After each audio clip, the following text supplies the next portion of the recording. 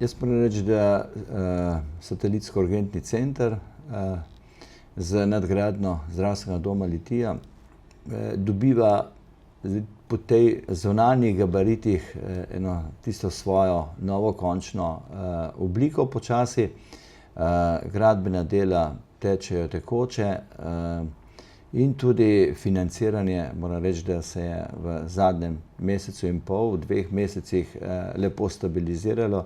Če so bili še določene zamude v začetku leta, pa konec lanskega leta so se te odpravile.